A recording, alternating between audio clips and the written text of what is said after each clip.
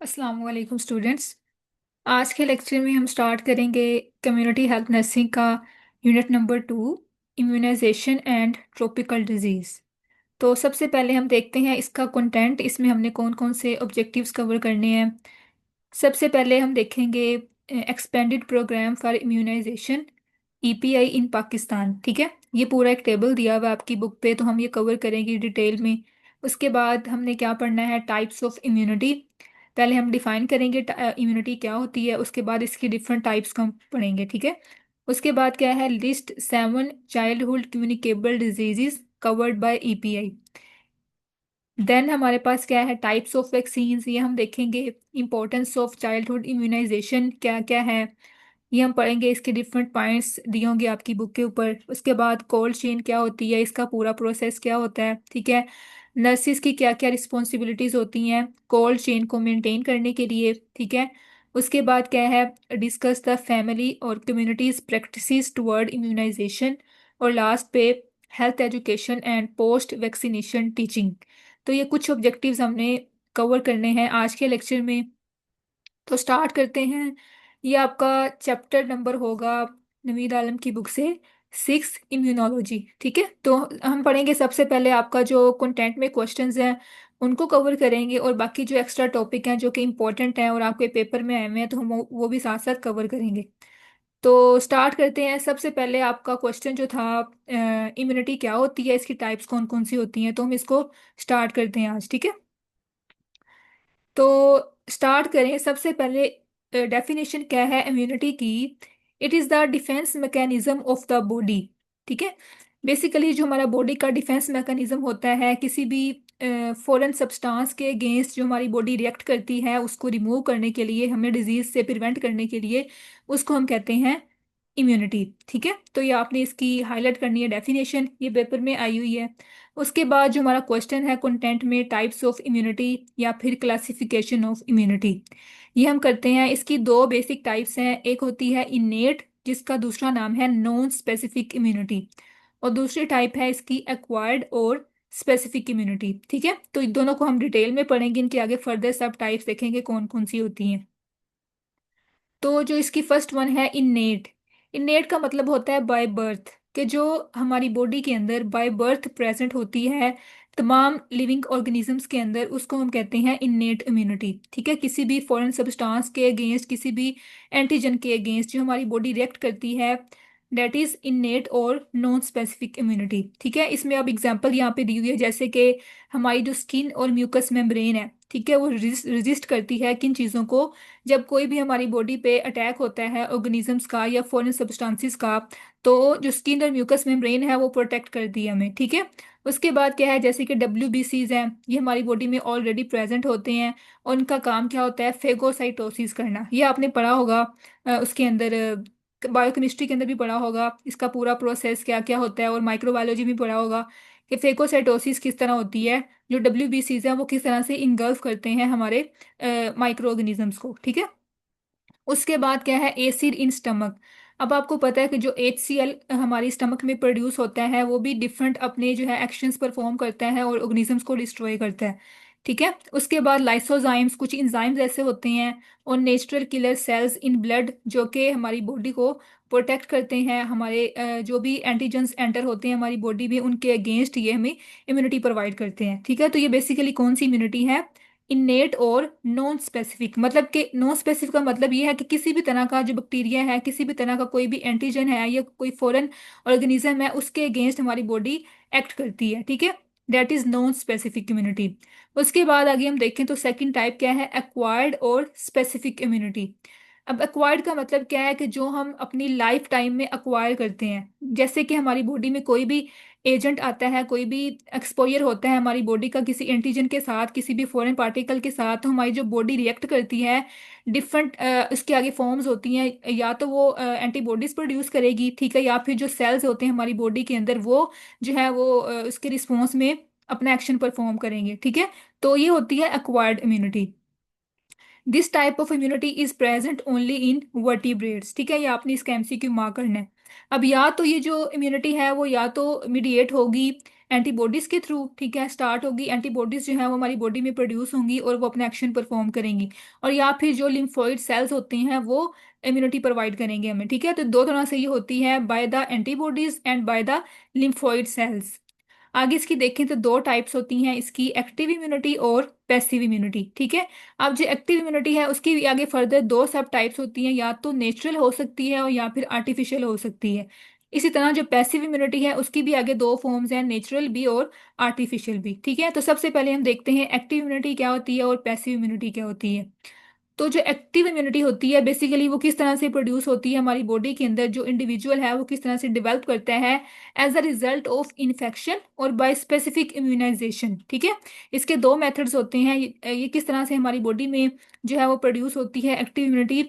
जब या तो कोई हमारी बॉडी में इन्फेक्शन होता है, ठीक है, अब जो इन्फेक्शन है वो दो तरह का हो सकता है, क्लिनिकल इन्फेक्शन और सब क्लिनिकल इन्फेक्शन। ठीक है, मतलब या तो इसमें साइन सिम्टम्स अपीयर हो भी सकते हैं और या फिर उसमें डोरमेंट फॉर्म में जो डिजीज है, जो इन्फेक्शन है वो डोरमेंट फॉर्म में होता है। ठीक है, तो ये कब होती है प्रोड्यूस, जब हमारी बॉडी में कोई इन्फेक्शन होता है या फिर इसको हम प्रोड्यूस करवाते हैं बाय स्पेसिफिक इम्यूनाइजेशन। ठीक है, कि जो वैक्सीनेशन वगैरह करवाते हैं उसके अगेंस्ट हमारी बॉडी एंटीबॉडीज प्रोड्यूस करती है, डेट इज एक्टिव इम्यूनिटी। ठीक है, तो ये आपने याद करना है। अब जैसे मैंने आपको बताया इसकी दो फर्दर फॉर्म्स होती हैं, नेचुरली और आर्टिफिशली। ठीक है, तो नेचुरली क्या होगा कि हमारी बॉडी में कोई भी इन्फेक्शन हुआ तो उसने अपना जो है वो एक्शन प्रोड्यूस किया, अपनी इम्यूनिटी इम्यून रिस्पॉन्स जनरेट किया। ठीक है, तो जब इन्फेक्शंस की रिस्पॉन्स में जनरेट होगी immunity, that is natural immunity. ठीक है, और जो हमारे पास आर्टिफिशियल है उसमें हम क्या करते हैं कि उसको वैक्सीनेशन प्रोवाइड करते हैं। ठीक है, तो जब वैक्सीनेशन देते हैं तो हमारी बॉडी जो है वो आगे फर्दर रिस्पॉन्स जनरेट करेगी in the response of vaccine. ठीक है,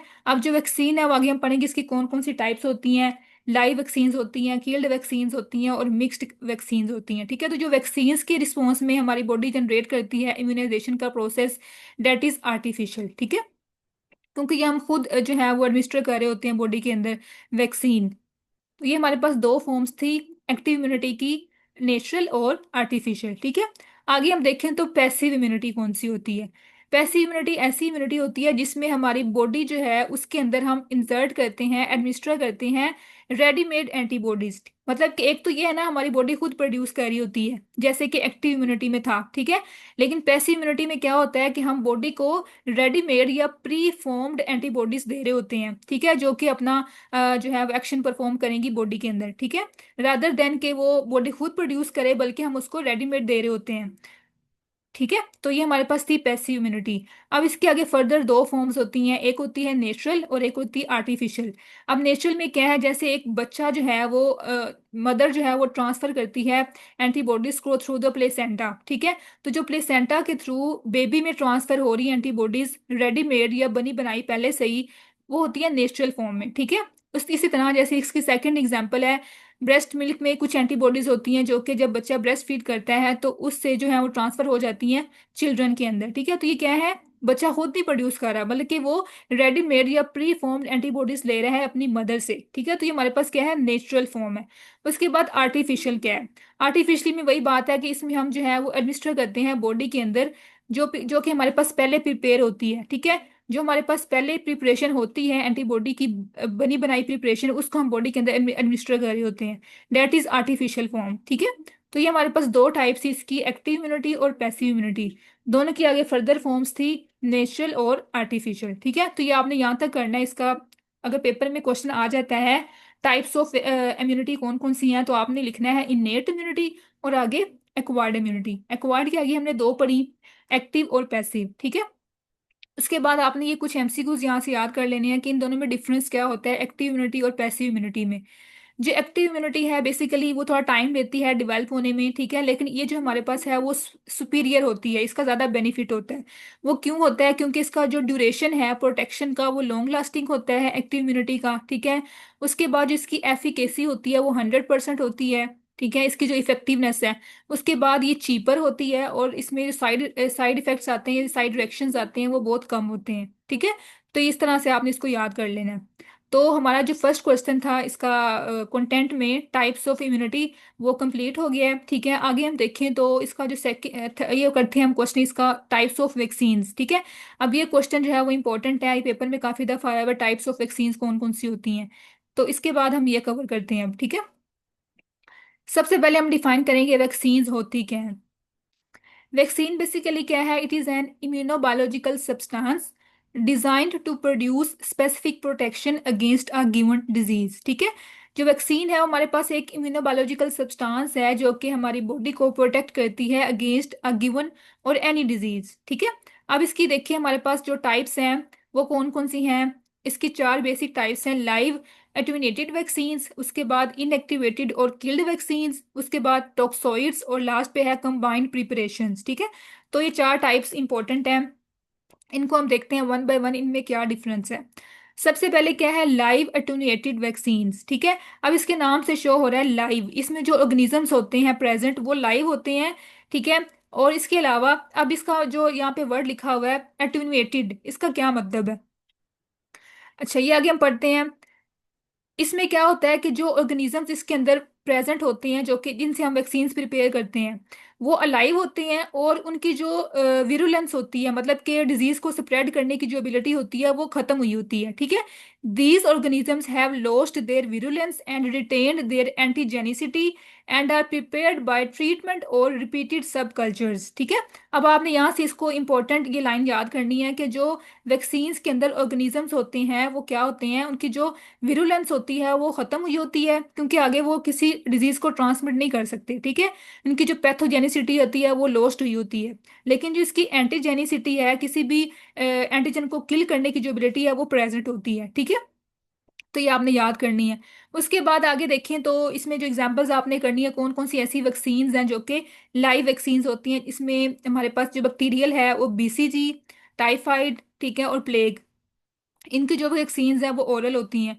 इसी तरह हमारे पास जो वायरल हैं उसमें पोलियो वैक्सीन, येलो फीवर की वैक्सीन, मीजल्स की, मम्प्स की, ये सारी क्या है, लाइव एटुनेटेड वैक्सीन्स हैं। ठीक है, इनका जो रूट होता है वो कौन सा होता है, इंट्रामस्कुलरली हम ये वैक्सीन्स जो है वो एडमिनिस्टर कर रहे होते हैं। ठीक है, तो ये इसकी डेफिनेशन करनी है आपने, साथ में एग्जाम्पल करनी है। आगे हम देखें, ये जस्ट आपने रीड करनी है इसकी कौन कौन सी करेक्टरिस्टिक्स होती हैं। ठीक है, इसकी कितनी डोज रिक्वायर होती है और इसका क्या क्या ड्यूरेशन होता है, ये जस्ट आपने रीडिंग करनी है। इसमें जो मोस्ट इंपॉर्टेंट है इसकी डेफिनेशन है और साथ में आपने एग्जाम्पल करनी है। ठीक है, बाकी ये प्रिकॉशंस भी आपने रीड कर लेनी है कि हमने कौन कौन सी प्रिकॉशंस को यूज करना है इन वैक्सीन्स को एडमिनिस्टर करते हुए। ठीक है, उसके बाद जो सेकंड टाइप है इसकी वो है इनएक्टिवेटेड और किल्ड वैक्सीन। ठीक है, अब ये कौन सी टाइप होती है, इसमें जो ऑर्गेनिजम्स हम यूज करते हैं वो कौन से होते हैं, वो किल्ड होते हैं। ठीक है, अब किल्ड किस तरह से हम करते हैं, दो फॉर्म से कर सकते हैं, या तो हम उसको हीट प्रोवाइड करते हैं, ठीक है, उन ऑर्गेनिजम्स को, तो वो किल हो जाते हैं, और या फिर हम कुछ ऐसे केमिकल्स यूज करते हैं कि वो जो ऑर्गेनिजम्स हैं वो किल हो जाते हैं, और इसमें क्या होता है कि जो उनकी एंटीजेनिसिटी है वो मेंटेन रहती है, और जो उनकी पैथोजेनिसिटी है वो लॉस्ट हो जाती है। ठीक है, जैसे हमने पहले पढ़ा, तो ये इसकी डेफिनेशन थी।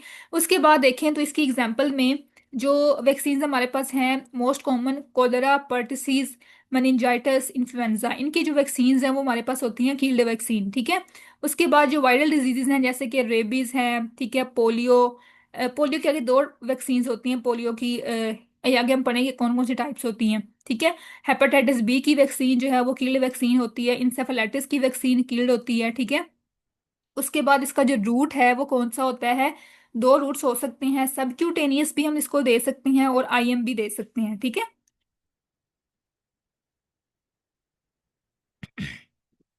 सॉरी।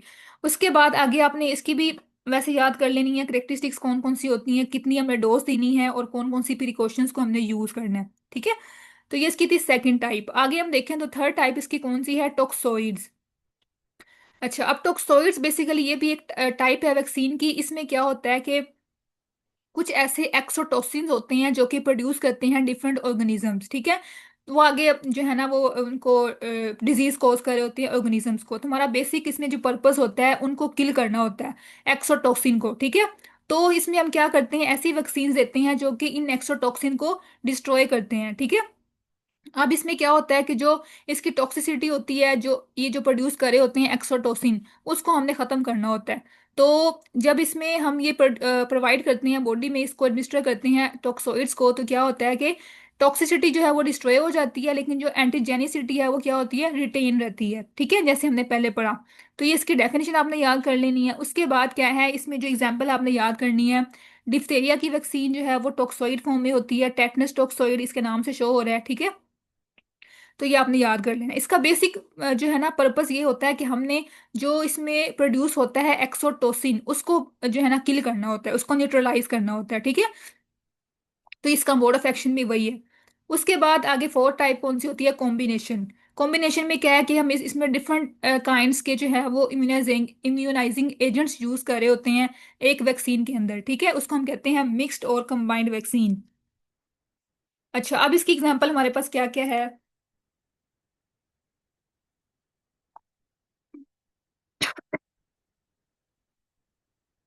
अच्छा, इसकी एग्जांपल हमारे पास क्या क्या है, जैसे कि डीपीटी। अब ये कॉम्बिनेशन है ना हमारे पास, डिप्थेरिया, पर्टिसीज और टेटनस, इन तीनों की इकट्ठी हम एक वैक्सीन प्रोवाइड उसको एडमिनिस्टर करते हैं पर्सन को। ठीक है, इस तरह हमारे पास क्या है, डीटी, डिप्थेरिया, टेटनस की। इसके बाद most common MMR, measles, mumps, rubella, इसकी भी एक इकट्ठी वैक्सीन आती है कॉम्बिनेशन में। ठीक है, तो ये हमारे पास एग्जाम्पल है जिसमें हम कंबाइन करके दे रहे होते हैं। ठीक है, तो ये हमारे पास चार बेसिक टाइप्स होती हैं। बाकी जस्ट आपने रीड करनी है, अगर आप इसको रीड करना चाहते हैं तो पॉलीवेलेंट वैक्सीन होती है। ठीक है, उसके बाद क्या है, ऑटोजेनस वैक्सीन है, एडजुवेंट वैक्सीन है। ये आपने जस्ट रीडिंग करनी है। इसकी जो बेसिक टाइप्स हैं वो चार हमने पढ़ ली हैं। ठीक है, लाइव, किल्ड, कॉम्बिनेशन और टॉक्सोइड। ठीक है, तो इसमें हम देखें क्वेश्चन हमारा कंटेंट का, वो भी ये भी कवर हो गया, टाइप्स ऑफ वैक्सीन। अब हम देखते हैं इसका most important question, EPI schedule क्या क्या है जो पाकिस्तान में फॉलो होता है। ठीक है, तो ये टेबल यहाँ पे दिया होगा आपकी बुक के इस चैप्टर में, लास्ट पे है ईपीआई स्केड्यूल। अब आपने क्या करना है, सबसे पहले थोड़ा सा इंट्रो देना है कि ईपीआई क्या है, कब ये डेवलप हुआ था, किसने इसको इंट्रोड्यूस करवाया था। उसके बाद हम इसका पूरा टेबल जो है वो पढ़ेंगे। ठीक है, तो यहाँ से हम देखते हैं, ये इसका थोड़ा सा इंट्रो लिखा हुआ है।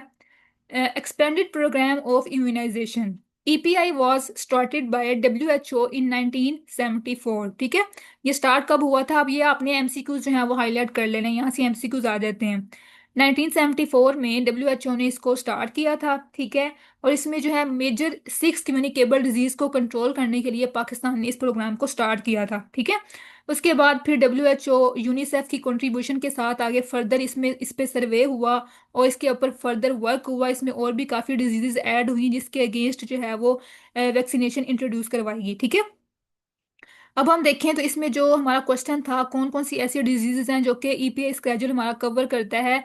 तो यहाँ पे लिखा हुआ है EPI is called universal child immunization. ठीक है, ये इसका दूसरा नाम है। अब इसमें कौन कौन सी डिजीजेज हमने कवर करनी है, किन के अगेंस्ट हमने वैक्सीन प्रोवाइड करनी है, उसमें सबसे पहले है टीबी, ट्यूबरक्लोसिस, उसके बाद polio, measles, diphtheria, pertussis, tetanus, hepatitis B, pneumococcal meningitis and influenza. तो ये हमारे पास बेसिक 9 डिजीजेज हैं जिनके अगेंस्ट जो ईपीआई स्केड्यूल है वो हमने फॉलो करना होता है। इनके इनके अगेंस्ट हमने उसको पर्सन को इम्यूनाइजेशन प्रोवाइड करनी होती है। ठीक है, ये आपने इन सबको याद करना है, चाहे तो आप कोई निमोनिक बना ले जैसे मैंने लिखे हुए हैं, ताकि आपको इजीली याद हो जाए। उसके बाद अब हमने क्या करना है, इसका ऑब्जेक्टिव क्या है कि जो ईपीआई स्केड्यूल बनाया था, पाकिस्तान के अंदर बना था, उसका मेजर पर्पस क्या है। सबसे पहला पर्पस है हमारा, पहला ऑब्जेक्टिव क्या है, अटेनमेंट ऑफ 100% इम्यूनाइजेशन कवरेज। ठीक है, कि हमने मैक्सिमम जो है वो अपनी पॉपुलेशन को कवर करना है कि वो इम्यूनाइज हो जाए। उसके बाद हमने रिड्यूस करना है मीजल्स के केसेस को। ठीक है, उसके इंसिडेंस को। उसके बाद elimination of neonatal tetanus by 1995। ठीक है, अब जो टेटनस है वो आपको पता है कितनी जो है वो डेंजरस डिजीज है, तो इसको भी हमने इलिमिनेट करने के लिए हमने ईपीआई को फॉलो करना होता है। उसके बाद इरेडिकेशन ऑफ पोलियोमाइलाइटिस। ठीक है, देन क्या है, reducing pertussis incidence to a minimum level, मतलब कि हमने जो बेसिक हमारी डिजीजेज हैं उसको हमने इरेडिकेट करना है, उसके इंसिडेंस को रिड्यूस करना है। तो ये हमारे बेसिक ऑब्जेक्टिव्स ये वाले आपने रीड करने हैं। ठीक है, आगे हम देखें तो स्टार्ट करते हैं इसका आगे प्रॉपर स्केड्यूल। ये आपने अच्छे से याद करना है ताकि इसमें से जो भी एमसीक्यू या क्वेश्चन आ जाए तो आप इसको इजीली अटेम्प्ट कर सकें। ठीक है, मोस्टली ये सारा जो है वो table as it is paper में आता है इसका एससीक्यू।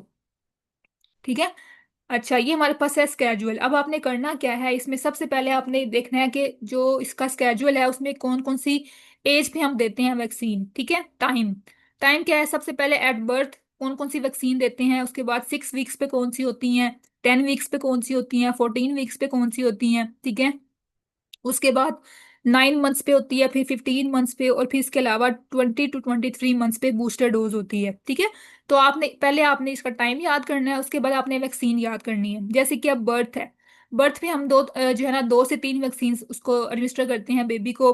पहले होती है पोलियो वैक्सीन, ठीक है, उसके बाद बीसीजी देते हैं उसको, और हेपेटाइटिस बी देते हैं। ठीक है, उसके बाद आपने याद करना है इसका डोज। जो पोलियो वैक्सीन ओरल देते हैं, ओपीवी का मतलब है ओरल पोलियो वैक्सीन। ठीक है, इसके 2 ड्रॉप्स देते हैं, ये हमें डोज याद करनी है साथ साथ। उसके बाद बीसीजी वैक्सीन जो होती है वो 0.1 ml देते हैं अबव 1 मंथ में। ठीक है, और बिलो 1 मंथ है तो हम उसमें 0.05 ml देते हैं। ठीक है, उसके बाद जो हेपेटाइटिस बी वैक्सीन है वो 0.5 ml देते हैं। आगे आपने इसका रूट याद करना है।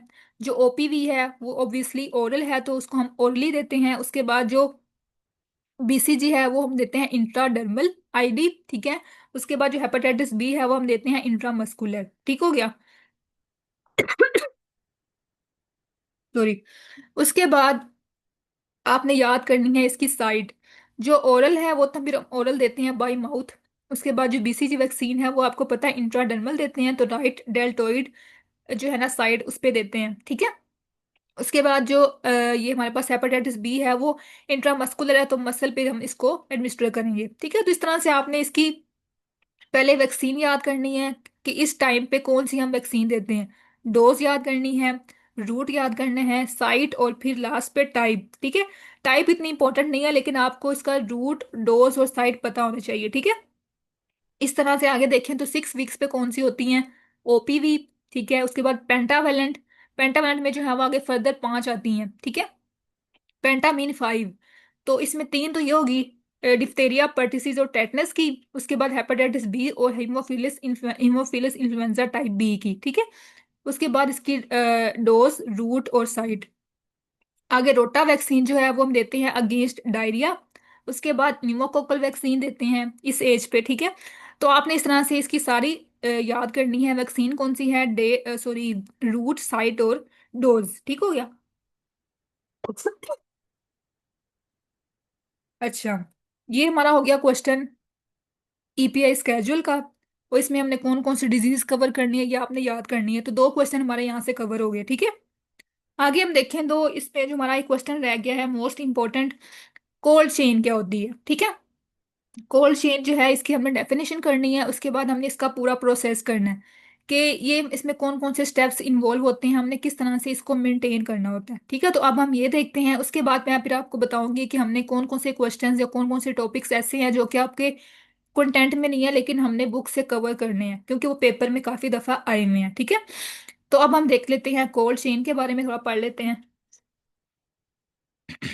अच्छा, ये हमारे पास है कोल्ड चेन का टॉपिक।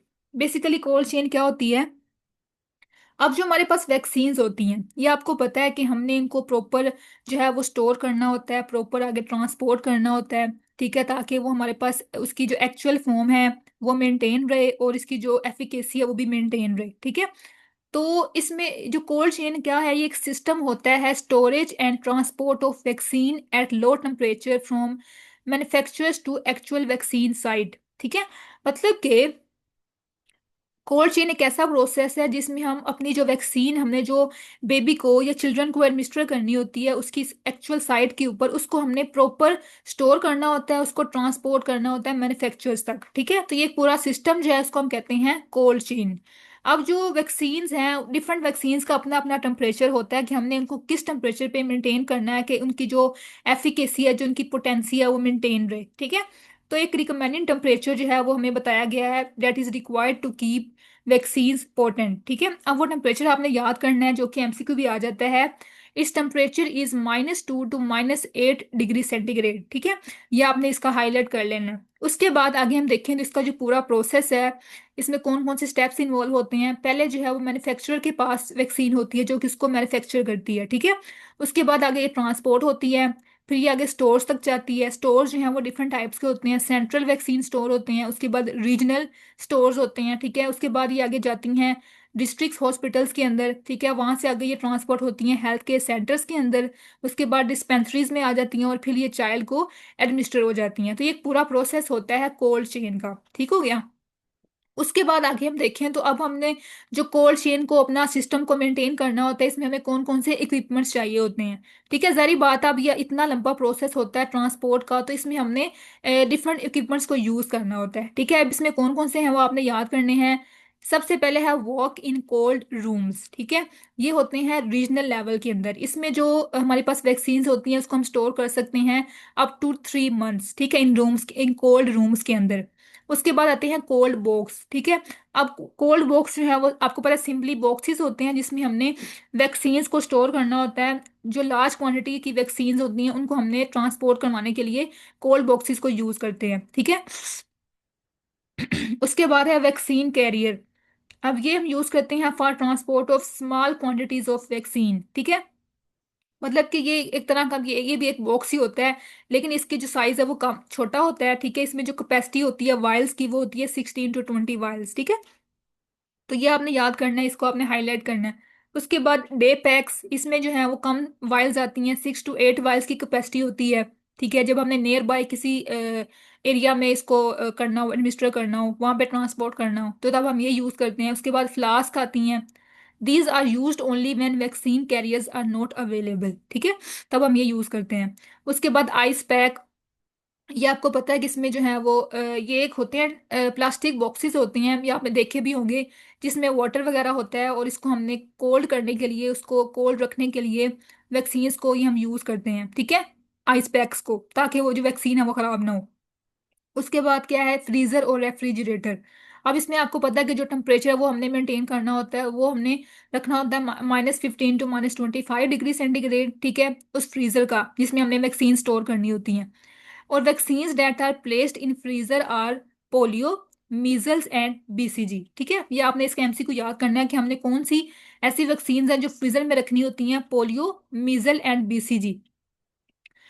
उसके बाद vaccines that must be kept in cold part, ठीक है, but never allowed to freeze are typhoid, DPT, tetanus and diluents, ठीक है। तो ऐसी वैक्सीन जो कि हमने जस्ट कोल्ड पार्ट में रखनी होती है, उनको हमने फ्रीज नहीं करना होता, वो कौन कौन सी होती हैं वो आपने याद करनी है, ठीक है।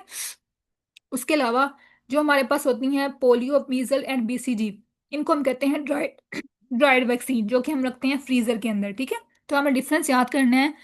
जो ड्राइड वैक्सीन्स हैं वो कौन कौन सी होती हैं, और ऐसी वैक्सीन जो कि हमने फ्रीजर के अंदर नहीं रखनी होती, इनको जस्ट हमने कोल्ड पार्ट में रखना होता है, और वो कौन कौन सी होती हैं, ठीक है। तो ये हमारे पास था एक पूरा कोल्ड चेन प्रोसेस। पहले हमने इसकी डेफिनेशन करनी है, उसके बाद हम इसका टेम्परेचर सेट करना होता है वो याद करना है। देन इसके स्टेप्स और इसमें कौन कौन से इक्विपमेंट्स यूज होते हैं, ठीक है। तो ये हमारे पास इसका पूरा जो है वो क्वेश्चन कंप्लीट हो गया है इसका कंटेंट का। आगे हम देखें तो इसमें जो मैं आपको इसके हाईलाइट करवाती हूँ क्वेश्चंस, आपने कौन कौन से रीड करने हैं इस चैप्टर में से। अच्छा, हमने पढ़ा था ये वैक्सीन के टाइप्स हमने पढ़ी ना, तो आगे इसका होगा क्वेश्चन एक, कॉन्ट्राइंडिकेशन कौन कौन सी होती हैं वैक्सीन्स की, ठीक है, और इसके साइड इफेक्ट्स क्या क्या आ सकते हैं वैक्सीन के, ये आपने हाईलाइट करना है, ठीक है। ये आगे मैं आपको दिखाती हूँ ये क्वेश्चन, ये पेपर में आया हुआ है, तो आपने इसको यहाँ से रीड करना है। कॉन्ट्राइंडिकेशन ऑफ वैक्सीन, कि हमने किन कंडीशन में वैक्सीन जो है उसको नहीं यूज करना, उनको हमने नहीं एडमिनिस्टर करना बेबी के अंदर, ठीक है। अच्छा, तो ये हमारे पास थी इसकी कॉन्ट्राइंडिकेशन। इसको ना 3 ग्रुप्स में डिवाइड किया गया है। पहले है जनरल, उसके बाद related to group of vaccine, ठीक है, और उसके बाद थर्ड क्या है इंडिविजुअल वैक्सीन। तो आपने यहाँ से क्या करना है, इनको बुलेट्स की फॉर्म में याद करना है, और साथ में आपने निमोनिक्स लिख लेने हैं ताकि आपको इजीली याद हो जाए। जब एक पर्सन को कोई भी इलनेस है, एक्यूट इलनेस है, तब हमने वैक्सीन नहीं देनी उसको। उसके बाद सिवियर माल न्यूट्रिशन है तो हमने नहीं कॉन्ट्राइंडिकेट करना है इसको। उसके बाद अगर पेशेंट को एड्स है या कोई भी इम्यूनोडेफिशिएंसी डिजीज है, तब तब हमने उसको वैक्सीन से अवॉइड करना है, ठीक है।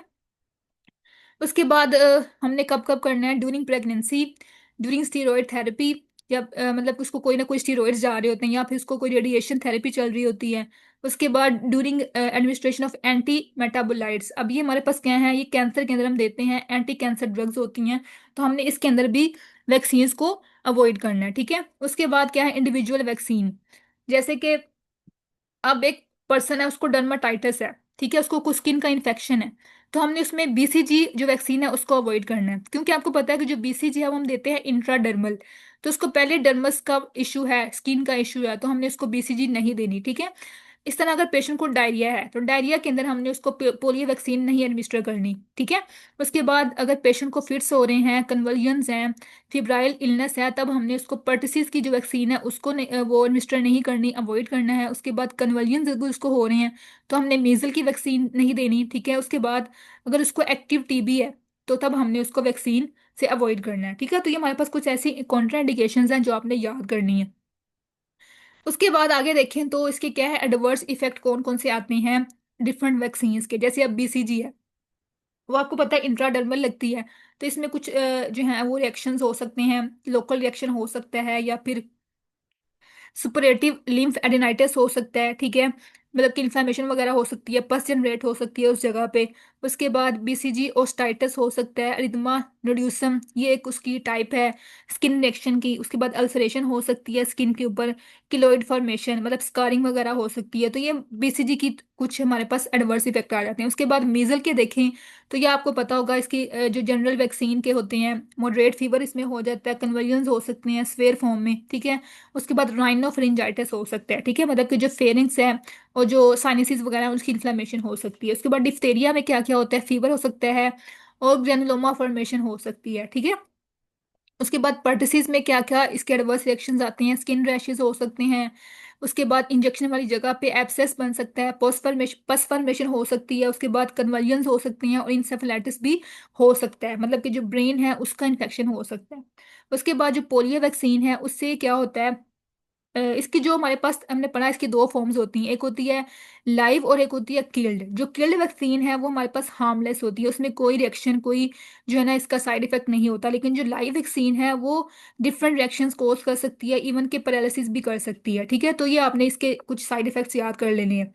ठीक हो गया, तो आपने इसमें ये दोनों टॉपिक्स अच्छे से करने हैं, कॉन्ट्राइंडिकेशंस भी और एडवर्स इफेक्ट भी। ठीक है, ये आपने मार्क कर लेना है। उसके बाद इसके जो है ना फर्स्ट या सेकंड पेज पे इसका एक और क्वेश्चन होगा हर्ड इम्यूनिटी के बारे में, कि जो हर्ड इम्यूनिटी है वो क्या होती है, इसकी आपने डेफिनेशन करनी है और इसके बाद आपने इसके एलिमेंट्स करने हैं और साथ आपने ये बताना है कि जो हर्ड इम्यूनिटी है वो किसके अगेंस्ट होती है, कौन कौन सी ऐसी डिजीजेज हैं, ठीक है, जिसके अगेंस्ट हम हर्ड इम्यूनिटी जो है वो अ, होती है। ठीक है, अच्छा अब आपने इसको डिफाइन क्या करना है, हर्ड का मतलब क्या होता है कि एक ग्रुप, ठीक है, एक कम्युनिटी।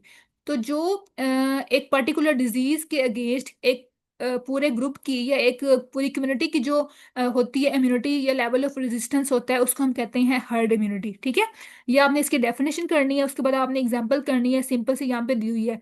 जैसे कि पोलियो है, इसमें क्या बताया हुआ है कि अगर हमारे पास 2/3 ऑफ पॉपुलेशन जो है वो इम्यूनाइज है अगेंस्ट पोलियो, तो बाकी की जो हमारे पास 1/3 होगी, कम्युनिटी होगी, वो भी उसके अगेंस्ट इम्यून होगी। ठीक है, क्योंकि आपको पता है कि जब हमारे पास मैक्सिमम लोग इम्यूनाइज हैं तो बाकी जो लोग बच जाते हैं वो भी ऑलमोस्ट प्रोटेक्ट कर सकते हैं अपने आप को उस डिजीज से। ठीक है, तो इसको हम कहते हैं हर्ड इम्यूनिटी। उसके बाद आपने इसकी करनी है, इसके 3 एलिमेंट्स कौन कौन से होते हैं। ठीक है, इसमें पहला एलिमेंट क्या है कि उस हर्ड में, उस इम्यूनिटी में कौन कौन से इन्फेक्शंस हैं वो अकर हो रहे हैं। ठीक है, उसके बाद उनकी इम्यूनाइजेशन कितनी है और हर्ड स्ट्रक्चर कैसा है। ठीक है, तो क्या आपने 3 एलिमेंट्स याद करने हैं और बाद में आपने इसकी जो है ना कुछ यहाँ से पढ़ लेना है मैकेनिज्म ऑफ एक्शन के, किस तरह से ये जो है ना इम्यूनिटी वर्क करती है एक कम्युनिटी के अंदर और एक पॉपुलेशन के अंदर। उसके बाद आपने यहाँ से एमसीक्यूज करने हैं कि जो हर्ड इम्यूनिटी है that is shown by diphtheria toxoid. ठीक है, अब ये वैक्सीन की एक टाइप है। उसके बाद मेजल वायरस वैक्सीन, ठीक है, उसके बाद पोलियो वैक्सीन, तो इन तीनों के अगेंस्ट जो है वो हर्ड इम्यूनिटी शो होती है। उसके बाद herd immunity that is not shown by tetanus vaccine. ठीक है, तो ये आपने यहाँ से एमसीक्यू हाईलाइट कर लेने हैं। तो ये आपने इस टॉपिक जो है वो रीड करना है, यहाँ से भी क्वेश्चन आ सकता है। उसके बाद कुछ और क्वेश्चंस ऐसे हैं जो कि आपकी नहीं दिए हुए उसके कंटेंट के अंदर, वो आपने यहाँ से रीड करने हैं। जैसे कि अब यहाँ बताया हुआ है कि जो हमारे पास इम्यूनोग्लोबुलिन्स होती हैं उसकी टाइप्स कौन कौन सी होती हैं। अब ऐसे ही आपने पढ़ा होगा ये क्वेश्चन माइक्रोबायोलॉजी के अंदर, इसमें जो 5 बेसिक क्लासेस है इसकी इम्यूनोग्लोबुलिन्स की, वो कौन कौन सी हैं? IgG, IgA, IgD, IgE और IgM। ठीक है, अब आपने करना क्या है, इसमें से MCQs आ जाते हैं कि जो IgG है उसका बेसिक जो है वो क्या रोल होता है। ठीक है, बेसिक इसका पर्पस क्या होता है। उसके बाद जो IgA है, ठीक है, ये कब प्रोड्यूस होती है और इसका क्या पर्पस होता है, ये आपने रीड करना है। उसके बाद जो IgD है, ये कब जो है वो इसका लेवल ज़्यादा होता है बॉडी के अंदर। उसके बाद IgE कब जो है इसका काम क्या होता है, ये बेसिकली जो है मोस्टली एलर्जिक रिएक्शंस में इसका काम ज़्यादा होता है। ठीक है, और IgM जो है वो इसका क्या रोल होता है। तो आपने जस्ट इसके सिंपल रोल्स याद करने हैं, इसके फंक्शन याद करने हैं। ठीक है, और बाकी इसके कुछ साइड इफेक्ट्स आपने यहाँ से रीड करने हैं कि क्या क्या इम्यूनोग्लोबुलिन्स के साइड इफेक्ट्स हो सकते हैं, लोकल भी हो सकती हैं और सिस्टेमिक मतलब पूरे ब्लड में भी इसका रिएक्शन हो सकता है। ठीक है, ये हो गया। उसके बाद ही हमने पढ़ लिया कोल्ड चेन के बारे में, EPI हमने सारा पढ़ लिया। ठीक है, उसके बाद आपने ये भी रीड करना है कॉन्ट्राइंडिकेशन, एडवर्स इफेक्ट। तो ये चैप्टर ऑलमोस्ट हमारा कवर हो गया है। उसके बाद अब यहाँ पे मैंने आपको बताया कि जो पोलियो वैक्सीन है उसकी 2 टाइप्स होती हैं। ठीक है, पेपर में क्वेश्चन आया हुआ कौन कौन सी टाइप्स होती हैं। एक होती है ओरल पोलियो वैक्सीन और एक होती है IPV। ठीक है, मतलब कि इंजेक्टेबल पोलियो वैक्सीन। अब इसके नाम है, ठीक है, जो ओरल वैक्सीन है उसका दूसरा नाम क्या है? सेबिन। ये आपने याद करना है, इसमें से MCQ काफी दफा आया हुआ है कि जो ओरल वैक्सीन है उसको हम सेबिन कहते हैं और ये चीपर होती है ज्यादा, इसको इजीली हम दे सकते हैं। ठीक है, उसके बाद ये मोर इफेक्टिव होती है और ये हमें इंटेस्टाइनल और सिस्टेमिक दोनों तरह की इम्यूनिटी प्रोवाइड करती है। ठीक है, उसके बाद जो हमारे पास होती है IV, जो IV की फॉर्म में हम देते हैं, जो इंजेक्टेबल होती है, उसका दूसरा नाम क्या है? साक वैक्सीन। ठीक है, अब ये आपने डिफरेंस याद करना है कि जो सेबिन और साक है इन दोनों में क्या डिफरेंस है। जो सेबिन है वो ओरल पोलियो वैक्सीन है और जो साक है वो IPV है। और ये मोस्टली जो है वो कॉस्टली होती है। ठीक है, ज़्यादा ये महंगी होती है, एक्सपेंसिव होती है, और ये जो है ना स्पेशली जो ट्रेन्ड पर्सन है जिनको इंजेक्टेबल लगानी आती है वही इसको लगा सकते हैं। ठीक है, तो ये हमारे पास थोड़ी सी इसमें मुश्किलात पेश आती हैं इसको यूज़ करते हुए। और इसके अलावा ये हमें जस्ट सिस्टेमिक प्रोटेक्शन प्रोवाइड करती हैं, जबकि जो हमारे पास ओरल थी वो हमें इंटेस्टाइनल भी देती है और सिस्टेमिक, दोनों तरह की इम्यूनिटी प्रोवाइड करती है। तो ये आपने डिफरेंस के पॉइंट्स की फॉर्म में यानी यहाँ पे लिखा भी हुआ है, वो आपने याद करना है। पेपर में अगर आ जाए डिफरेंस तो आपने इस तरह टेबल बना के लिखना है कि जो OPV है उसका दूसरा नाम क्या है? सेबिन। ये होती है लाइव और इसको हम देते हैं ओरली। ये होती है चीपर और इजीली इसको हम एडमिनिस्टर कर सकते हैं। ठीक है, इस तरह इसके जो ऑपोजिट है वो आपने इसके पॉइंट्स बना के लिख लेना है। ठीक है, तो ये क्वेश्चन भी इंपॉर्टेंट है, मैंने आपको बता दिया। उसके बाद यहाँ से कुछ आपने रीडिंग करनी है, वैक्सीन्स की अलग अलग बताया हुआ है कि जो टेटनस है उसका क्या स्केजुअल है, हेपेटाइटिस B का क्या स्केजुअल है। तो आपने ये जस्ट अपनी इन्फॉर्मेशन को इंक्रीज करने के लिए, नॉलेज को इंक्रीज करने के लिए यहाँ से रीडिंग कर सकते हैं। ठीक है, उसके बाद जो है यहाँ पे एक टेबल दिया होगा ये वाला, ये हमने पहले वैसे पढ़ लिया कि डिफरेंस क्या है एक्टिव इम्यूनिटी में और पैसिव इम्यूनिटी में। ठीक है, वो जस्ट हमने पैराग्राफ की फॉर्म में किया था, यहाँ से आपने इसको कर लेना है पॉइंट्स की फॉर्म में। ठीक है, तो ये चैप्टर हमारा यहाँ पे कवर हो गया है। बाकी इसमें जो क्वेश्चन थे हमारे कंटेंट वाले वो कंप्लीट हो गए हैं। इसमें जो क्वेश्चन हमारा रह गया एक लास्ट वाला, ये वाला health education and post vaccination teaching. इसको आपने अपनी वर्डिंग में लिखना है कि जैसे आप वैसे आप ऑब्जर्व करें कि जब कोई भी मदर है वो अपने बेबी को वैक्सीनेशन करवा के आती है। ठीक है, तो एक जो नर्स है उसका क्या काम है, उसने क्या क्या उसको एजुकेशन देनी है उसकी मदर को। ठीक है, कि उसने क्या करना है आफ्टर वैक्सीनेशन। अब आपको पता है कि हमने कुछ रिएक्शंस पढ़े वो हो सकते हैं, तो हमने बेबी की जो मदर है उसको थोड़ा एजुकेट करना है, उसको थोड़ी काउंसलिंग करनी है कि हाँ इसको ये रिएक्शंस हो सकते हैं, तो आपने इसको जो है वो ऑब्जर्व करना है। उसके बाद फीवर अगर होगा तो हमने इसकी स्पंजिंग करनी है, उसको प्रॉपर पेन किलर देना है। तो हमने ये आपने जनरल अपनी वर्डिंग में लिखना होता है कि हम किस किस तरह की टीचिंग उसको प्रोवाइड कर सकते हैं, किस तरह की हेल्थ एजुकेशन दे सकते हैं उसकी मदर को आफ्टर वैक्सीनेशन। ठीक है, तो ये हमारा जो चैप्टर है वो कंप्लीट हो गया। आज हमने ये पूरा चैप्टर कंप्लीट किया है, इम्यूनाइजेशन एंड ट्रॉपिकल डिजीज। ठीक है, आई होप कि आपको ये पूरा जो है वो चैप्टर समझ आ गया होगा। ये आपने अच्छे से बुक से रीड करना है। ठीक है, और कोई भी आपका क्वेश्चन हो तो आपने मुझसे ग्रुप में पूछ लेना है। ठीक है, और नेक्स्ट लेक्चर में हम स्टार्ट करेंगे इसका अगला चैप्टर। ठीक है, ओके, अल्लाह हाफिज।